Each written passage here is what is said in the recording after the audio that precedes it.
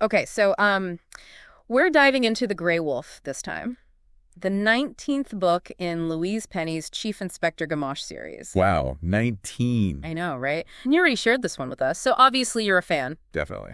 And honestly, even without spoilers, glancing at the source material, I can see why people love these books. Mm. But this deep dive is for you. So we're going beyond just good plot, you know? We're looking at what makes this book tick, how it fits into the larger series, and even what some reviewers are saying. Sounds good. We'll pull in those Amazon reviews you sent too, ready to get started. Absolutely. There's a lot to unpack here, Yeah. especially for a book this deep into a series. Exactly. 19 books, and Louise Penny is in no way a newbie. Nope.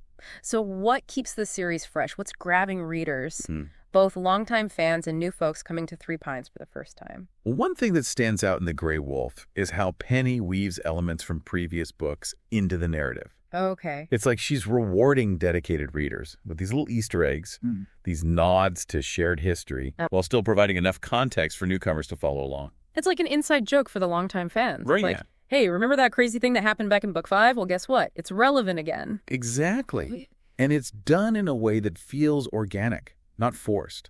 It adds a layer of depth and richness to the story, especially for those who've been on this journey with Gamache from the beginning. Speaking of Gamache, he's not exactly having a relaxing Sunday morning in this one, is he? Not at all. I mean, relentless phone calls that leave him angry. That's not the Gamache we're used to. It's definitely a departure from his usual calm demeanor, which suggests that whatever is happening is deeply unsettling, even for someone as composed as Gamache. And then we've got a missing coat, a tripped intruder alarm, and that cryptic message. This might interest you, just casual Sunday stuff. Yeah. Then bam, murder. It's like Penny is deliberately pushing Gamache out of his comfort zone, forcing him to confront a level of darkness and chaos that even he might not be prepared for. And that vulnerability is echoed in the symbol of the stolen coat itself. It's a violation of his personal space, a stripping away of his usual sense of control. Ooh, that's a good point. It's not just a random theft. It's a deliberate act that sets the tone for the entire story. This feeling of unease and vulnerability that permeates everything. And let's not forget those Amazon reviews you mentioned. It seems like readers are really responding to this darker, more intense side of Gamache. One reviewer even called it the most mature book in the series. Right, and someone who wasn't even a fan of Gamache or Three Pines got hooked by Penny's writing in this one. But of course, not everyone is thrilled. One reviewer thought there was too much filler and didn't like the cliffhanger. Well, reading is subjective, right? But I think the strong reactions, both positive and negative, are a testament to how effectively Penny is pushing boundaries and challenging expectations with The Gray Wolf. She's not just rehashing old formulas, she's evolving as a writer. And it's clearly resonating with readers on a deep level. Okay, so we've got Gamache on edge, a sense of vulnerability and this escalating tension.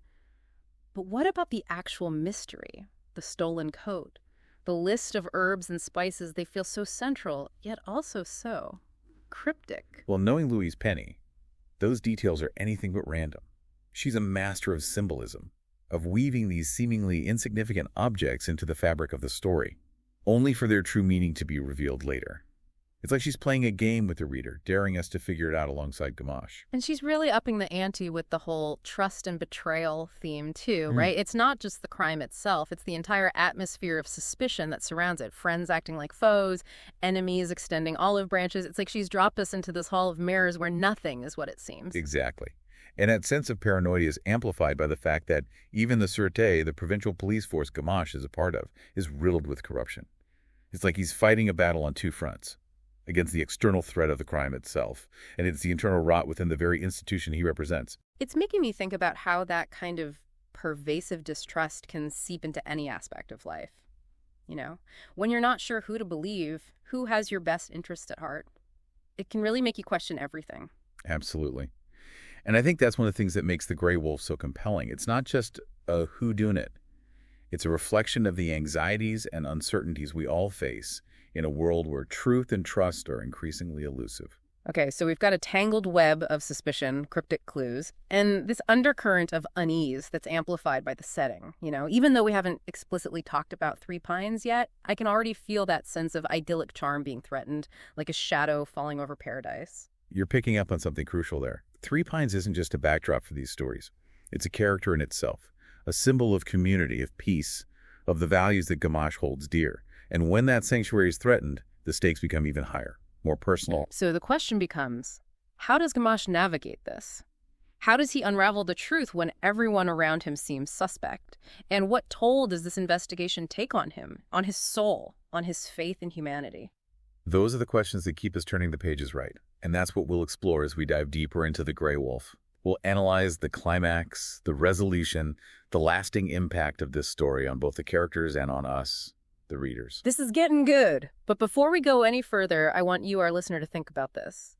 If you were Gamache faced with this puzzle, where would you even begin? What would be your first move in this game of cat and mouse? Hold on to that thought, because we'll be back soon to continue our deep dive into The Grey Wolf.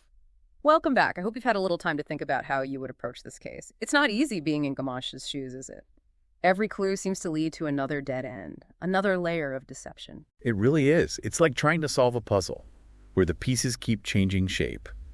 And just when you think you've grasped one aspect of the case, Penny throws in another twist, another revelation that makes you question everything you thought you knew. Right. I mean, we haven't even talked about that list of herbs and spices yet, and I'm already feeling overwhelmed. It's like Penny is dropping these breadcrumbs, these tantalizing hints, but she's not making it easy for us to follow the trail. Well, remember what we said earlier about symbolism. Those herbs and spices, they're not just random ingredients, they're clues. But they're clues that require a deeper understanding of Gamache's world, of the history and traditions that shape his perspective. So it's like a secret code, a language that only those who are truly initiated into the world of Three Pines can understand. Exactly. And it's not just the herbs and spices themselves. It's the fact that the list appears twice. Why the repetition? What is Penny emphasizing here? It's as if she's saying, pay attention, this is important. You know, it makes me think about those old detective movies, where the detective pins up all the evidence on a board, trying to find connections, hidden patterns.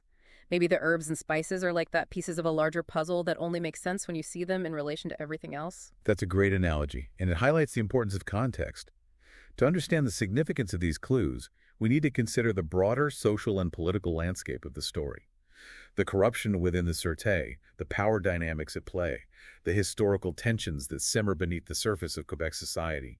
All of these factors contribute to the complexity of the case. And let's not forget the personal stakes for Gamache. This isn't just some abstract investigation. The threat he's facing is deeply personal, striking at the heart of everything he holds dear, his family, his friends, the community of Three Pines. That's right. Remember how the story opens? Gamache is visibly angry, unsettled. It's clear that whatever is happening is hitting him on a visceral level, shaking him to his core. And as the investigation unfolds, that sense of personal violation only intensifies. It's like the lines between his professional life and his personal life are blurring. The threat he's facing isn't just an attack on his authority as an officer. It's an attack on his identity, on his sense of self. And that's where the theme of trust and betrayal becomes even more crucial. Gamache is forced to question not only the loyalty of his colleagues, but the motives of those closest to him. Even the bonds of family and friendship are strained under the weight of suspicion. It's like the entire foundation of his world is crumbling. And it makes you think about how easily that can happen in real life, too. How a single act of betrayal, a moment of doubt, can shatter the trust we place in others, leaving us feeling vulnerable and alone. Absolutely. And that feeling of isolation is compounded by the atmosphere of secrecy and deception that permeates the story. It's like a fog has descended over Three Pines, obscuring the truth and making it impossible to discern friend from foe. Yeah, it makes me think about how much we rely on our intuition, on our gut feelings to navigate the world. But what happens when those instincts fail us? What happens when we can't trust our own judgment? That's a question that Gamache grapples with throughout The Grey Wolf.